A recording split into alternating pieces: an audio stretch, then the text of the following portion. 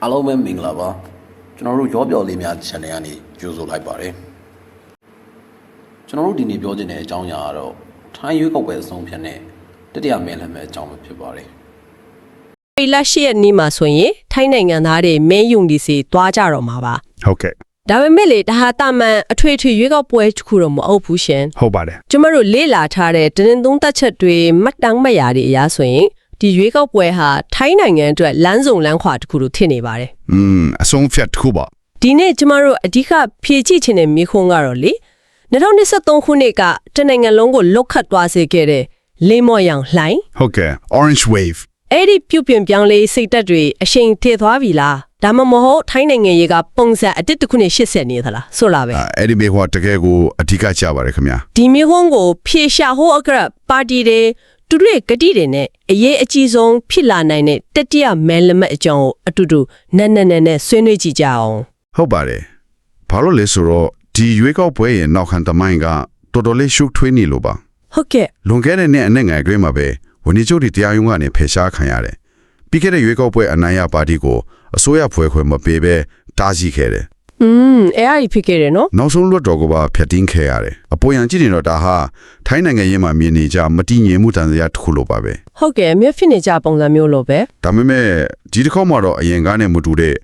ရေးကြီးတဲ့အပြောင်းလဲတွေအခင်းချင်းသစ်တွေရှိနေတာကိုတွေ့ရပါတယ်ခင်ဗျာကောင်းပြီဒါဆိုအဲ့ဒီအခင်းချင်းသစ်ကအဓိကစက်ကောင်နေနဲ့ဆက်လိုက်ကြအောင်ဟုတ်ကဲ့ဘဒူတွေကအဓိကပြန်ပတ်တယ်လေရှင်ပြီးခဲ့တဲ့တစ်ခေါက်အပြတ်ပတ်နိုင်ပြီးမှအစိုးရမဖွဲ့နိုင်ခဲ့တဲ့ပါတီအဲ့ဒီပါတီရဲ့အဆက်နဲ့စကြည့်ချင်ပါတယ်သူတို့အခုဘယ်လိုပုံစံနဲ့ပြန်လာကြမလဲအဲ့ဒါကတော့အခု People's Party ပြည်သူ့ပါတီဆိုတဲ့နာမည်နဲ့ပြန်လာတဲ့အရင် Move Forward Party ရဲ့အုပ်စုပါပဲအော်ဟုတ်ကဲ့သူတို့က2023ကလင်မော်ယောင်လိုင်းကိုဦးဆောင်ခဲ့တာပေါ့ဒါပေမဲ့ကျွန်တော်တို့လေ့လာတွေ့ရှိချက်တွေအရာကတော့သူတို့ရဲ့မဟာဗျူဟာကအရင်ကနဲ့နည်းနည်းကွာလာတယ်ဘယ်လိုမျိုးကွာလာတာလဲရှင်အရင်ကလိုမြို့ပြလူငယ်တွေနဲ့တိုးတက်တဲ့အလွန်ကိုပဲအဓိကမထားတော့ပဲတနိုင်ငံလုံးကမဲဆန္ဒရှင်တွေကိုကိုစားပြုနေမဲ့ပိုကျဲပြန့်တဲ့ platform တခုတိစောက်ဖို့စ조사နေပုံရတယ်လူထုကြားပိုကျဲပြန့်ဝန်ဆောင်စ조사လာတာပေါ့ဟုတ်ပါတယ်ဝန်ကြီးချုပ်လောင်းကတော့နီးပညာနယ်ပယ်ကလာတဲ့နာတာဖုံရန်ဖန်ရကိုထပ်ပါတယ်လူငယ်မြလာတတယောက်ကိုရှေ့တန်းတင်လိုက်တာပေါ့သူတို့ကပုံစံပြောင်းလာချိန်မှာအစင်လာကြီးတဲ့နိုင်မယ်ရေးပါတီကြီးတွေရဲ့အခြေအနေကတော့ဘလို့ရှိမလဲကျွန်တော်လေ့လာထားတဲ့အထက်မှာပုံကြထိုင်းပါတီကအခုအကောင်းဆုံးအခြေအနေမှာရှိနေတယ်ဆိုရဲသုံးသက်ချက်တစ်ခုတွေ့လိုက်တယ်ဟုတ်ကဲ့သူရဲ့မူဝါဒတွေကအရန်ကောင်းနေလို့လဲဒါမှမဟုတ်တခြားအကြောင်းရင်းရှိသေးလားရှင်ဒါတစ်ကောင်းတဲ့မေခုံးပါပဲတကယ်တော့လေသူတို့ရဲ့မူဝါဒကြောင့်ချီတော့မဟုတ်ပါဘူးအဓိကအကြောင်းရင်းကထိုင်းနိုင်ငံရေးရဲ့အပိကူညီမှုစနစ် patronage politics ပေါ့patronage politics ဟုတ်ကဲ့အဲ့ဒါဘလောက်ကမြတ်တွယ်နေလဲဆိုတာကိုရှင်းရှင်းလင်းလင်းပြပါတယ်ဆိုလိုတာကမဲဆန္ဒနယ်တစ်ခုမှာဩဇာရှိတဲ့နိုင်ငံရေးသမားတယောက်ကသူ့ဒေတာအကဖွံ့ဖြိုးရေးရမုံငွေလေးစီမံကိန်းတွေယူလာပေးနိုင်ရင်မဲဆန္ဒရှင်တွေကပါတီရဲ့မူဝါဒထက်အဲ့ဒီလူကိုပဲကြည့်ပြီးမဲပေးကြတာမျိုးပါလူကိုကြည့်ပြီးမဲပေးကြတာပေါ့နော်ဟုတ်ပါတယ်ဘုံကြိုင်းထိုင်ပါတီရဲ့ viewer ကတခြားပါတီတွေကအဲ့ဒီလိုဒေတာကန်ဩဇာရှိတဲ့လွတ်တော်မှအဟောင်း60ကနေ80လောက်ကိုသူတို့ပါတီထဲဆွဲသွင်းပြီးမဲနိုင်ရဖို့စ조사နေတာဖြစ်ပါတယ်ဒီလိုကိုသူတို့ရဲ့ခေါင်းဆောင်ကတော့လွတ်တော်ဖြစ်သိမ်းခြင်းကအိမ်ဆောင်ဝင်ကြီးချုပ်ဖြစ်တဲ့အနူရင်ချန်ဝီရာခိုပါပဲဒါဆိုရင်ဒါကမူဝါဒအပြိုင်ဆိုင်ထက်ဟုတ်တယ်လူအပြိုင်ဆိုင်ဩဇာအပြိုင်ဆိုင်ပိုဖြစ်နေတာပေါ့နော်ပြီးတော့ထိုင်းနိုင်ငံကြီးရဲ့အဓိကမနိုင်ကြီးတစ်ခုဖြစ်တဲ့ Pew Thai Party လည်းရှိတယ်နော်ရှင်နာဝတ်မိသားစုနဲ့ဆက်ဆက်နေတဲ့ပါတီဟုတ်ကဲ့သူတို့ကတော့အမြဲတမ်းပြိုင်ဆိုင်မှုတွေမှာရှိနေမှာပဲဖြစ်ချပါတယ်ခင်ဗျာသူတို့ရဲ့ဝင်ကြီးချုပ်လောင်းကရှင်နာဝတ်မိသားစုဝင်တူဖြစ်တဲ့ Yawitas ရှင်နာဝတ်ထရာပါဒါမဲ့ဒီတစ်ခါမှာတော့သူတို့အတွက်စိန်ခေါ်မှုတွေရှိနေတယ်ဘယ်လိုစိန်ခေါ်မှုတွေလဲရှင်သုံးသက်ချက်တွေရပြီးခဲ့တဲ့ရွေးကောက်ပွဲကဂတိတစ်ခုဖြစ်တဲ့ဘတ်တန်ထောင်တန်digital ပိုက်ဆံအိတ်အစီအစဉ်ဟုတ်တယ်အဲ့ဒါအရန်ကရိုက်သွားလဲနော်ဟုတ်ပါတယ်အဲ့ဒါကိုအကောင့်ထဲဖို့အရန်ယုံကန်ခဲ့ရတာကပါတီရဲ့ဂုဏ်တိခါကိုသူတို့လေးကြဆန်းစေခဲ့တယ်ဂရီဘီဘီမလုံနိုင်ဘူးဆိုတဲ့ပုံရိပ်ကသူတို့ရဲ့ယုံကြည်ကိုးစားနေစွမ်းကိုထိခိုက်စေခဲ့တယ်ပေါ့ဟုတ်ကဲ့ဒီမိုကရက်ပါတီကတော့ဘယ်လိုလဲတချိန်ကနိုင်ငံကိုဥဆောင်ခဲ့တဲ့ပါတီကြီးတစ်ခုအနေနဲ့အခုပြန်လာနိုင်မဲ့အလားအလာရှိရလားဝန်ကြီးချုပ်ဟာ Facebook ဘက်တကြီးဝပြန်ဝင်လာတယ်လို့ကြားတယ်အာကပါတီတကယ်ပဲအကောင့်စီမှာလားဒါမှမဟုတ်သူခိတ်ကနိုင်ငံရေးပဋိပက္ခတွေကိုမဲဆန္ဒရှင်တွေကိုပြန်မှတ်ရစေပြီးအားနည်းချက်ဖြစ်သွားနိုင်မလားရှင် ဒါကအငင်းပွားစရာအချက်တစ်ခုပဲတစ်ဖက်မှာတော့အပိစစ်လိုအတွေ့အကြုံရှိတဲ့ခေါင်းဆောင်တယောက်ပြန်လာတာကပါတီရဲ့မူလထောက်ခံသူတွေကိုစီယုံနိုင်ပြီးအပြန်တက်စေတယ်ဟုတ်ကဲ့ဒါပေမဲ့ host ပြောတယ်လို့ပဲသူရဲ့ပုံရိပ်ခေါင်းကလူငယ်မဲစန္ဒရှိလနဲ့အပြောင်းလဲလိုလားသူတွေအတွက်တော့ဆွဲဆောင်မှုရှိမှာမဟုတ်ဘူးဟုတ်ကဲ့အတိတ်ကပုံရိပ်တွေကရှိနေသေးတာ哦ဟုတ်ပါတယ်ဒါကြောင့်သူ့ရဲ့ပြန်လာခြင်းဟာပါတီရဲ့ဓာတ်တော်နှစ်ဖက်လိုဖြစ်နေပါတယ်အားတာကြလားအားနေကြလားဆိုတာရေကောက်ပွဲနေကြမှာပဲအဖြစ်ပေါ်မှာပါခင်ဗျာကောင်းပြီဒါဆိုပါတီတွေရဲ့အားပြိုင်မှုကိုမြင်ရပါပြီတစ်ဖက်မှာပြုပြင်ပြောင်းလဲရေးကနေလူလူကြပိုဝင်ဆန့်အောင်စ조사နေတဲ့ People's Party ဟုတ်ကဲ့နောက်တစ်ဖက်မှာ patronage system နဲ့အင်အားကြီးလာတဲ့ဖုန်ကြိုက်ထိုင်ဂုံတိတ်ခါပြန်ဆယ်ဖူစ조사နေရတဲ့ Pew Thai နဲ့ခေါင်းဆောင်ဟောင်းနဲ့ပြန်လာတဲ့ Democrat တွေသူတို့အားလုံးကမဲဆန္ဒရှင်တွေကိုဘာတွေနဲ့ဆွဲဆောင်နေကြလဲကျမတို့ရင်းမြစ်တွေကိုဖတ်ရင်တကယ်အံ့ဩတော့တဲ့အချက်ကသူတို့ရဲ့ဂရီတွေကထူးထူးခြားခြားဆင်တူနေတာပဲဟုတ်ပါတယ်အဲ့ဒါကဒီရွေးကောက်ပွဲရဲ့အထူးခြားဆုံးအချက်ဒီထက်ကတစ်ခုပဲအဓိကပါတီအားလုံးရဲ့မူဝါဒတွေကလူကြိုက်များရေးဝါဒ populism အပေါ်မှာပဲလွန်လွန်အခြေခံနေတယ်ဘယ်လိုမျိုးလဲရှင်အနည်းဆုံးလောက်ခစားတာတိုးမြင့်ပေးမယ်အသေးစားလုပ်ငန်းတွေကိုအတိုးနဲ့ချင်းငွေတွေထုတ်ပေးမယ်လေတော်တွေအတွက်စိုက်ပျိုးရေးထုတ်ကုန်တွေကိုအာမခံစင်းနှုန်းနဲ့ဝယ်ပေးမယ်ဒီဂရီတွေကလွန်ခဲ့တဲ့အနှစ်20လောက်ကလေးကထိုင်းနိုင်ငံရေးမှာကြားနေကြဂရီတွေချီပါပဲကျမစိတ်ဝင်စားဆုံးက Pew Thai Party ရဲ့ထီဂရီပဲနေတိုင်းလူ9ယောက်ကိုဖတ်တန်းစီပေါင်းမဲ့ထီအစီအစဉ်နဲ့ဟုတ်ပါနိုင်ငံရေးဂရီတစ်ခုအနေနဲ့ဒါကတော်တော်လေးထူးခြားနေတယ်ဒီလိုဂရီမျိုးကမဲဆန္ဒရှင်တွေကိုတကယ်ဆွဲဆောင်နိုင်တယ်လို့သူတို့ယုံကြည်နေကြလား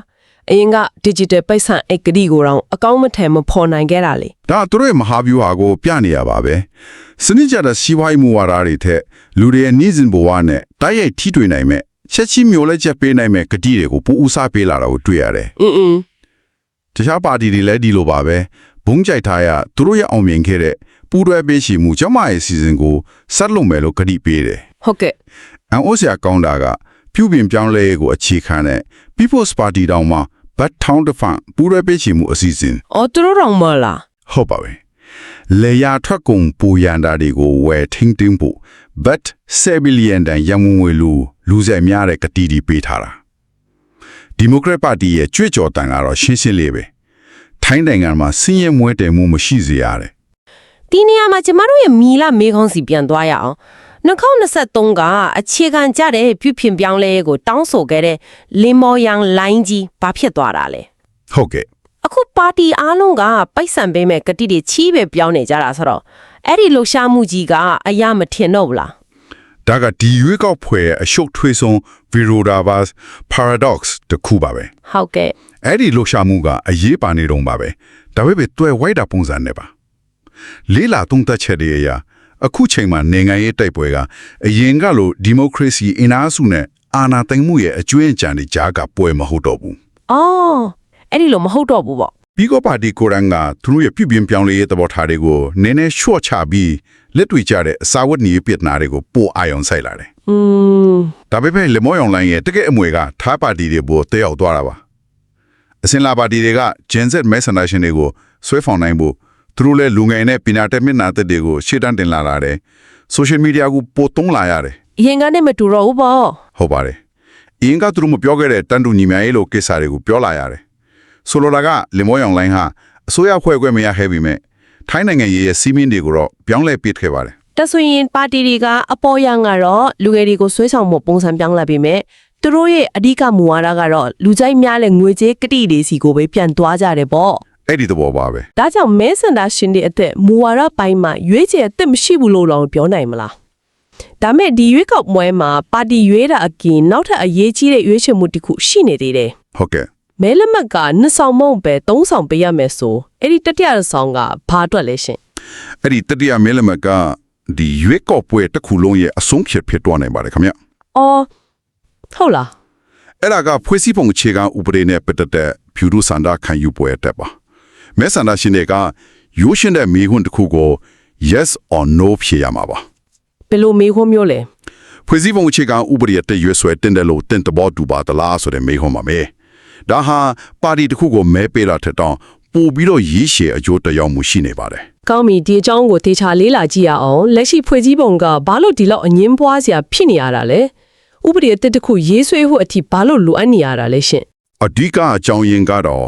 လက်ရှိ2019ခုနှစ်ဖွဲ့စည်းပုံကို2014စစ်အာဏာသိမ်းပြီးနောက်စစ်အစိုးရရဲ့ထိန်းချုပ်မှုအောက်မှာရေးဆွဲခဲ့တာကြောင့်ပါ အေးစစ်တပ်ကရေးဆွဲခဲ့ရဲ့ဥပဒေပေါ့ ဟုတ်ပါတယ်ဒါကြောင့်ဒီဥပဒေထဲမှာရွေးကောက်ခံမဟုတ်တဲ့ဖွဲ့စည်းတွေဥပမာတရားရုံးတွေလွတ်လပ်တဲ့ကော်မရှင်တွေနဲ့အရင်ကဆိုအထက်လွှတ်တော်ကိုပါအာဏာအများကြီးပေးထားတဲ့ပြဋ္ဌာန်းချက်တွေပါဝင်နေတယ် ဟုတ်ကဲ့ ဒီပြဋ္ဌာန်းချက်တွေကိုတုံးပြီးတော့ဝယ်2023မှာရွေးကောက်ပွဲအနိုင်ရခဲ့တဲ့ Move Forward Party ကောင်းဆောင်ကိုဝင်ကြီးချုပ်မဖြစ်အောင်တားဆီးခဲ့တယ် ဟုတ်ကဲ့ဟုတ်ကဲ့ တခြားနိုင်ငံရေးသမားတွေကိုလည်းယာရုကနေဖယ်ရှားခဲ့တယ်ဒီတော့ဒီစန္ဒခံယူပွဲမှာနိုးလို့မေးပေးလိုက်ရင်လက်ရှိအာဏာဖွဲ့စည်းပုံကစပီတည်မြဲနေမှာပါ ဒါဆိုရင်တော့ရှင်းပါတယ်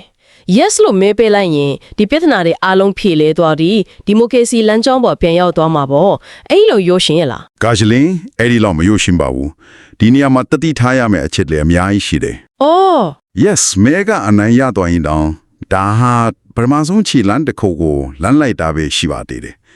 ရှေ့ဆက်ရမယ့်လုပ်ငန်းစဉ်ကအရန်ရှုပ်ထွေးပြီးရှည်လျားပါတယ် ဥမာအနေနဲ့ပြောပြပေးပါလားရှင် ဥပမာဖွဲ့စည်းပုံအသစ်ကိုဘယ်သူတွေကရေးဆွဲမှာလဲရွေးကောက်ခံကိုစားလေတွေလားဒါမှမဟုတ်အစိုးရကခန့်ငတ်တဲ့လူတွေလား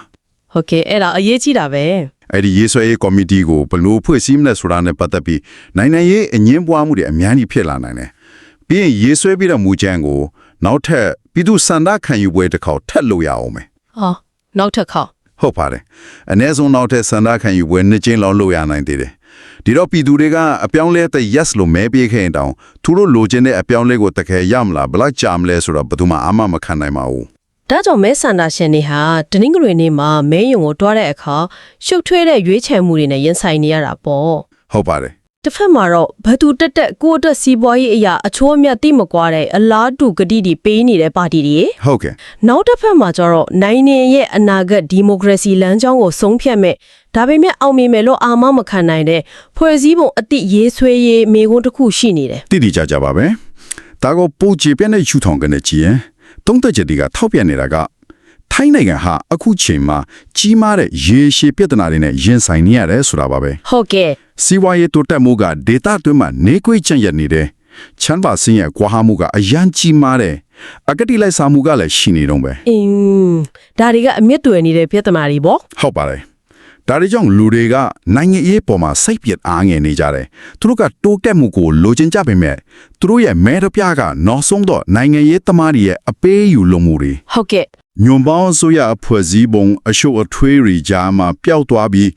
အရင်လိုပဲဘာမှမထူပါဘူးဆိုတဲ့တန်တရားထဲမှာပိတ်မိသွားမှာကိုစိုးရိမ်နေကြပါတယ် ကျမတို့ပါတီတွေရဲ့အားပြိုင်မှုမူဝါဒတွေရဲ့တူညီမှုနဲ့ပြည်သူ့ဆန္ဒခံယူပွဲရဲ့ရှုပ်ထွေးမှုတွေအကြောင်းဆွေးနွေးခဲ့ပြီးပါပြီ ဟုတ်ကဲ့ ။ဒါတွေအလုံးကထိုင်းနိုင်ငံရဲ့အနာဂတ်ကိုပုံဖော်မဲ့အဓိကအချက်တွေပါပဲ။ဒါပေမဲ့ဒီဆွေးနွေးမှုကိုအဆုံးမသတ်ခင်မှာနားထောင်သူတွေအတွက်စဉ်းစားစရာအတွေ့အထိနဲ့အဆုံးသတ်နိုင်ကြအောင် ကောင်းပါတယ်ခင်ဗျာကျွန်တော်တို့လေ့လာထားတဲ့အထက်မှာအလုံးအရေးကြီးပေမဲ့တိတ်တတိမထားမိတဲ့အချက်တစ်ခုရှိနေပါတယ် ။ဟုတ်ကဲ့ဘာများဖြစ်မလဲရှင် အဲ့ဒါကတော့ဒီတစ်ခေါက်ရွေးကောက်ပွဲမှာအရင်စစ်အစိုးရခန့်အပ်ထားတဲ့အထက်လွှတ်တော်အမတ်250ဟာဝင်းကြီးချုပ်ကိုမဲပေးခွင့်မရှိတော့ဘူးဆိုတာပါပဲ ။အော်ဟုတ်တယ်။သူတို့တက်တန်းကုန်သွားပြီနော် ဟုတ်ပါတယ်ဒါဟာ2023ခုက Move Forward Party ကိုအဓိကတားဆီးခဲ့တဲ့အဖွဲ့အစည်းဆိုင်ရာအတားအဆီးကြီးတစ်ခုဖျက်ရှားခံလိုက်ရတာဖြစ်လို့မသေးတဲ့အပြောင်းလဲတစ်ခုပါပဲ ။ဟုတ်ကဲ့ဒါတော်တော်လေးအရေးကြီးတဲ့အချက်ပဲ ဒါကြောင့်ကျွန်တော်တို့စဉ်းစားရမယ်နောက်ဆုံးမေးခွန်းကတော့အဲ့ဒီအဓိကအတားအဆီးကြီးတစ်ခုကိုဖျက်ရှားလိုက်တာနဲ့ပဲထိုင်းနိုင်ငံရဲ့နိုင်ငံရေးမတည်ငြိမ်မှုတန်တရားကိုချူးဖျက်နိုင်ဖို့လုံလောက်ပြီလား ။ဒါမှမဟုတ်အတားအဆီးအသစ်တွေကရွေးကောက်ခံလွှတ်တော်ကိုယ်တိုင်ရဲ့အတွင်းပိုင်းကနေမခိုင်မြဲတဲ့ညွန့်ပေါင်းအစိုးရဖွဲ့စည်းဖို့အပိတ်အယူလုပ်ကြရင်ကနေပဲပြန်ပေါ်ထွက်လာဦးမလားဆိုတာပါပဲ